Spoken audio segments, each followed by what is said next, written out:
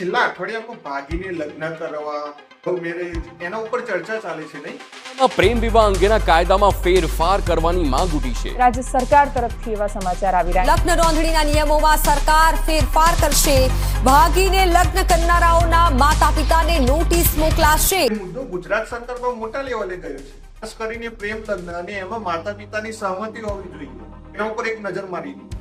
આ નિયમ લાવવા પાછળ એ લોકોની ચર્ચા એવી છે કે છોકરા અને છોકરી પોતાના દસ્તાવેજો છુપાવીને બીજા જિલ્લામાં લગ્ન કરે છે, એ પછી કાં તો છોકરી ભોગવે છે અથવા માતા પિતાને આત્મહત્યા કરવી પડે. જે માતા પિતા વ્યવસાયના કારણે એટલે પોતાના ધંધા નોકરીના કારણે વ્યસ્ત હોય છે તો તેમની છોકરીઓની સંભાળ રાખી શકતા નથી, અને તેથી અસામાજિક લોકો આનો લાભ લે છે અને છોકરીઓની સાથે ભાગી જાય છે. તો એવા ઘણા કિસ્સાઓ છે જ્યાં છોકરીઓને અસામાજિક લોકો દ્વારા લલચાવીને અપહરણ કરવામાં આવી છે. એમને બચાવવા માટે આવો સુધારો જરૂરી છે, એમનું આર્ગ્યુમેન્ટ છે. બીજી વસ્તુ, આમાં બંને પાર્ટી એગ્રી છે, કોંગ્રેસ બંને. એમના વિચાર એવું છે કે આમાંથી સોશિયલ સ્ટેબિલિટી આવશે, જેમ કે આમાં સામાજિક ગ્રુપો અને કમ્યુનિટીના નેતાઓ તરફથી આવેલી છે, જેઓ માને છે કે લગ્નો એટલે પરિવારોને જાણ કરવી જોઈએ, અચાનક સરપ્રાઈઝ આપીને ભાગી જવાથી નહીં.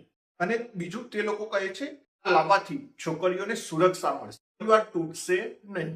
કાયદો અને હવે આ કાયદો કેવા કાયદાઓ સાથે ક્લેશ થશે, જેમ કે આર્ટિકલ 14 ઇક્વાલિટી વાળો, જો આર્ટિકલ 19 ફ્રીડમ ઓફ ચોઇસ પસંદગીની સ્વતંત્રતા, અને આર્ટિકલ 21 પર્સનલ લિબર્ટી વ્યક્તિગત સ્વતંત્રતા. તો આ કાયદાઓના વિશે ડિટેલમાં તમને વકીલ ભાઈઓ વિડીયો નાખીને સમજાવી દીધા હશે. આઈ થિંક આપણે આના ઉપર ચર્ચા નથી કરતા, તમે ગૂગલ ઉપર પણ સર્ચ કરીને વાંચી શકો. ચલો આગળ વધીએ. પછી આ કાયદાઓનું ડિસ્કશન કોર્ટમાં મોટા લેવલે થશે. ગુજરાત સરકાર શું બદલવા માંગે છે?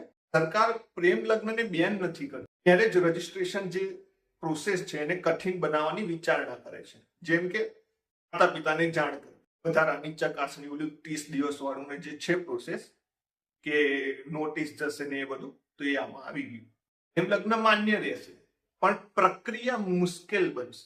જો કદાચ આ નિયમ બને છે તો આનો મિસયુઝ ના થાય, માતા પિતાની પરવાનગી ફરજિયાત થાય છે તો ગરીબ છોકરાને રિજેક્ટ કરી દેવામાં આવશે. જેમ કે ભાઈઓને ખબર છે છોકરીએ કોઈ વ્યવસ્થિત છોકરાને પસંદ કરે છે, પણ બની શકે એનું ઇકોનોમિકલ બેકગ્રાઉન્ડ એ છોકરીના ઇકોનોમિકલ બેકગ્રાઉન્ડ સાથે મેચ ના થતું હોય, તો છોકરીનો પરિવાર છોકરીને જ ભરાવશે મગજમાં કે ભાઈ આવા છોકરા સાથે લગ્ન કરા. તો સમાજની જ વાત કરું છું, તો સમાજમાં ભાઈઓને ખબર હશે શું પ્રોબ્લેમ આવે છે, છોકરીઓને પણ ખબર હશે ભાઈ આનું ઘર બરોબર નથી, આને આવું નથી, ખેર એમ કરી તોડાવી નાખે છે. જો છોકરો ગરીબ હોય તો, છોકરો હશે તો હા પાડવાની, ગરીબ છોકરો હશે તો ના પાડવાની. સમાજમાં ભાઈ બહુ મગજમારી થશે.